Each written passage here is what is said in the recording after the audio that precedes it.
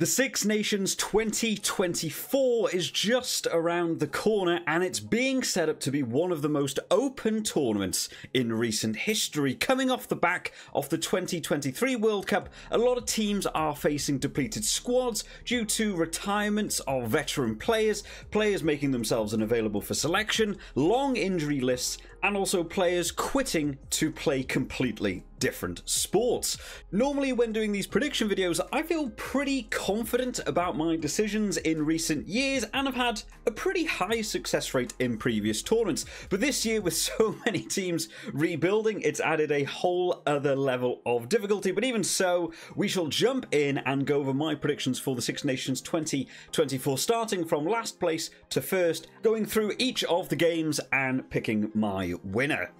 Starting off in 6th place then, I am once again predicting a Italy last place. However, while in recent years this maybe would have been most people's predictions, this year I wouldn't be surprised if I'm wrong on this one. Italy have been under fire in recent years for failing to get consistent wins at top tier international and for creating a very young and inexperienced team. But with this youthful team has come a positive flip side that at the end of the World Cup, they haven't lost any players to retirement and only one or two to injury. And while a couple of other teams are quickly trying to build a new team with untested players for this tournament, Italy will actually be picking up where they left off and carry on building.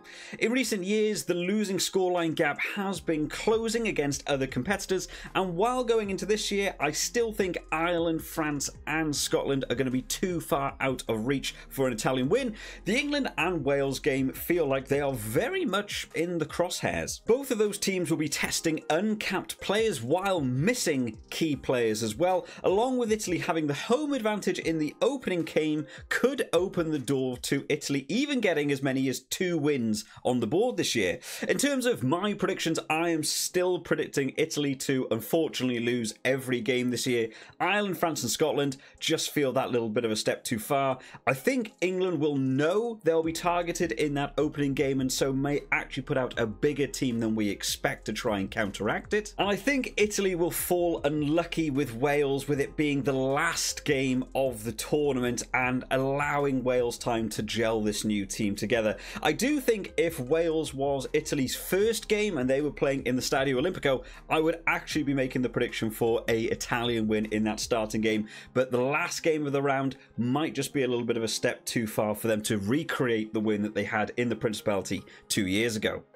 In 5th place, I'm going for Wales. A huge injury list, including vital players like Jack Morgan, Taulupe Faletau, George North the other day, and Liam Williams, along with losing veteran players like Alan Wynne-Jones, Biggar, and Halfpenny all to retirement, and more recently Zammit going away to play NFL, means Wales are fielding a team of inexperienced players in almost every position on the field. Not helped by the fact that the Welsh regions are struggling at club level to keep up with the competition, with 3 of the 4 clubs in the bottom 5 of the table. This year to me feels like it needs to be treated as a rebuilding year, try out new players, testing new ideas and creating a team going forwards. But for this tournament, I don't think they are in with a running for the top spot. I can see big score differentials against Ireland, France and Scotland, even with having 2 of those 3 games being played at home in the Principality. Wales against England should be exciting, with both teams having a few injuries on both sides, but with a stronger team on paper and the home advantage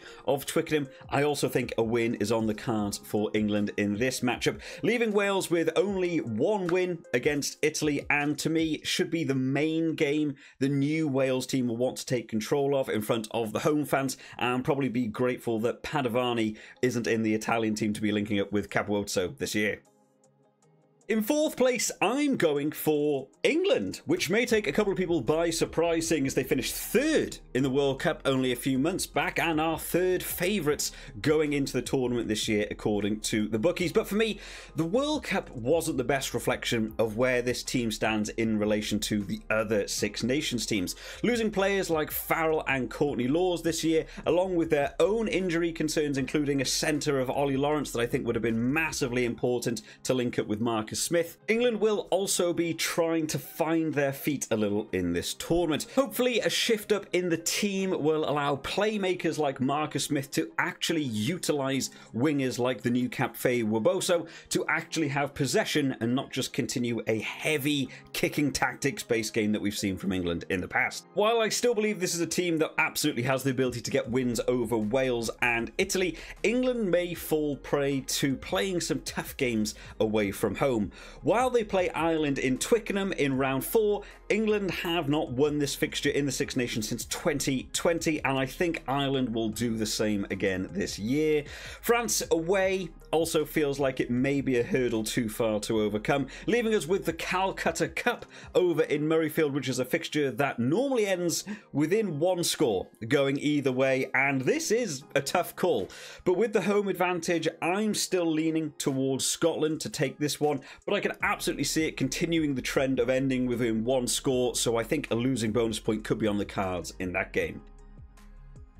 In third place, I'm going for Scotland. After a tough World Cup pool going up against the world #1 of Ireland at the time and the eventual back-to-back winners of the World Cup, South Africa, Scotland were knocked out in the pool stages and I think have been written off a lot from this Six Nations, but I don't think the World Cup was an accurate representation of what we can expect going into this Six Nations. That being said, they do have some tough tasks ahead of them. While I think the team is stronger than Wales on paper, Wales do typically tend to have a good run against Scotland in the Principality in the Six Nations tournament. I do believe Scotland will be able to overcome the hurdle this year though, and will proceed to get wins over Wales, Italy and England, as I mentioned earlier. But for me, Ireland seem to always have an answer to the Scotland game plan, and playing at the Aviva this year, I really don't see Scotland being able to take that one. They are playing France in Murrayfield, however, and I can see that one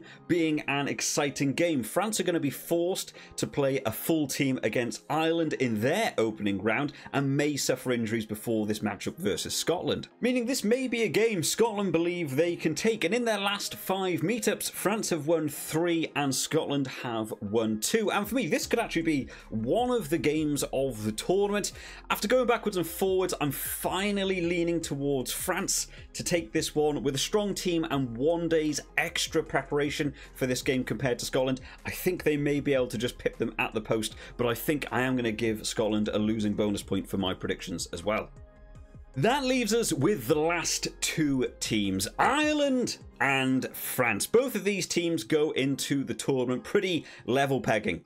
Like really level pegging. Like it is ridiculously hard to make this prediction for this game. Both teams have similar odds according to the bookies. Both teams went out in the quarterfinals of the World Cup, and both teams lost to a team that the other beat. France being knocked out by South Africa, who Ireland beat in the pool stage, and Ireland losing to New Zealand, who France beat in the pool stage. Both have lost key players to injury and also lost key leaders in their team in the forms of Dupont and Sexton, meaning new captains stepping into the role. And to make it even tougher, this is the very first match of this year's Six Nations, so there'll be no warm-up games before this huge clash. In their last 10 meetings, Ireland have won 6 and France have won 4, and it is not unusual for these games to finish within about a single score. This year the game is being played on French soil, where typically France have a good track record, and it is not to be understated